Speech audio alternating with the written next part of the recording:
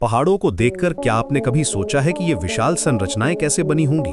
आज हम इस रोमांचक यात्रा पर निकलेंगे और समझेंगे कि कैसे हमारी धरती पर ये भव्य पर्वत श्रृंखलाएं अस्तित्व में आईं। ये एक ऐसी कहानी है जो करोड़ों सालों में फैली हुई है और आज भी हमारी आंखों के सामने घटित हो रही है। सबसे पहले हमें समझना होगा कि हमारी धरती कैसी है। हमारी धरती एक गेंद की तरह नहीं है जो बिल्कुल ठोस हो। इसकी सबसे ऊपरी परत को हम क्रस्ट कहते हैं, यानी छिलका। ये क्रस्ट कई बड़े टुकड़ों में बटी हुई है जिन्हें हम टेक्टोनिक प्लेट्स कहते हैं। ये प्लेट्स लगातार हिलती रहती हैं, बहुत धीरे धीरे, जैसे कछुआ चलता है। इन प्लेट्स की मोटाई समुद्र के नीचे लगभग 5 से 10 किलोमीटर होती है, जबकि महाद्वीपों के नीचे ये 30 से 70 किलोमीटर तक हो सकती है। अब सवाल ये है कि ये प्लेट्स हिलती क्यों हैं? इसका जवाब छुपा है धरती के अंदर।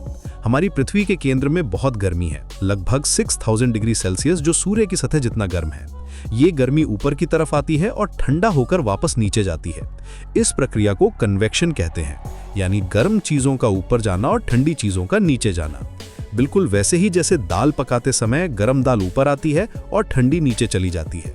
ये कन्वेक्शन इतना शक्तिशाली है कि ये हजारों किलोमीटर मोटी चट्टानों को भी हिला देता है। ये कन्वेक्शन की प्रक्रिया ही टेक्टोनिक प्लेट्स को धकेलती है। कभी कभी ये प्लेट्स एक दूसरे से टकराती हैं, कभी एक दूसरे से दूर जाती हैं और कभी एक दूसरे के साथ रगड़ती हुई चलती हैं। ये हरकत इतनी धीमी होती है कि हम इसे महसूस नहीं कर सकते, साल में केवल कुछ सेंटीमीटर। जब दो प्लेट्स आपस में टकराती हैं तो पहाड़ बनने की शुरुआत होती है। ये टक्कर 3 तरीकों से हो सकती है और हर तरीके से अलग किस्म के पहाड़ बनते हैं। पहला तरीका है जब दो समुद्री प्लेट्स आपस में टकराती हैं।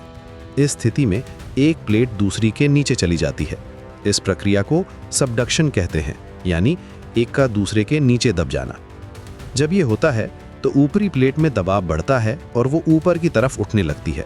इससे समुद्र के अंदर पहाड़ बनते हैं, जिन्हें हम आइलैंड आर्क कहते हैं। जापान के द्वीप इसी तरह बने हैं। यहाँ एक दिलचस्प बात यह है कि नीचे जाने वाली प्लेट पिघल जाती है और लावा बनकर ऊपर आती है। दूसरा तरीका है जब एक समुद्री प्लेट और एक महाद्वीपीय प्लेट आपस में टकराती हैं। समुद्री प्लेट भारी होती है, इसलिए वो महाद्वीपीय प्लेट के नीचे चली जाती है।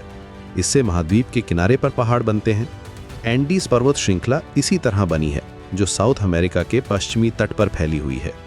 तीसरा और सबसे दिलचस्प तरीका है जब दो महाद्वीपीय प्लेट्स आपस में टकराती हैं। चूंकि दोनों प्लेट्स का वजन लगभग बराबर होता है, इसलिए कोई भी नीचे नहीं जा सकती। इस स्थिति में दोनों प्लेट्स का किनारा ऊपर की तरफ मुड़ जाता है और विशाल पहाड़ बनते हैं। हिमालय पर्वत श्रृंखला इसी तरह बनी है। ये प्रक्रिया इतनी शक्तिशाली है कि ये चट्टानों को हजारों मीटर ऊपर उठा देती है। हिमालय का बनना एक बेहतरीन उदाहरण है। करोड़ों साल पहले भारत एक अलग महाद्वीप था जो एशिया से बहुत दूर था। धीरे धीरे ये उत्तर की तरफ बढ़ता गया और लगभग 5 करोड़ साल पहले एशियाई प्लेट से टकराया। ये टक्कर आज भी जारी है और इसीलिए हिमालय आज भी बढ़ रहा है, हर साल लगभग 5 मिलीमीटर। माउंट एवरेस्ट की ऊंचाई भी लगातार बढ़ रही है। पहाड़ बनने की प्रक्रिया में समय बहुत महत्वपूर्ण है। ये कोई तेज प्रक्रिया नहीं है। एक पहाड़ को बनने में लाखों या करोड़ों साल लग सकते हैं।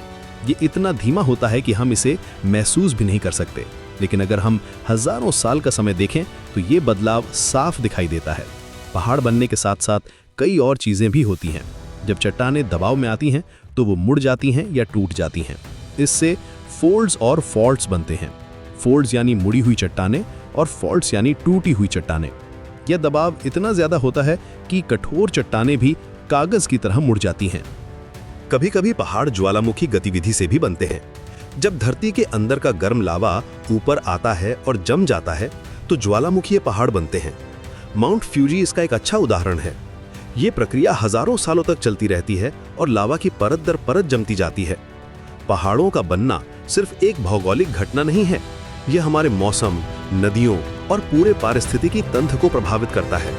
पहाड़ बादलों को रोकते हैं, बारिश लाते हैं और नदियों का जन्म देती है।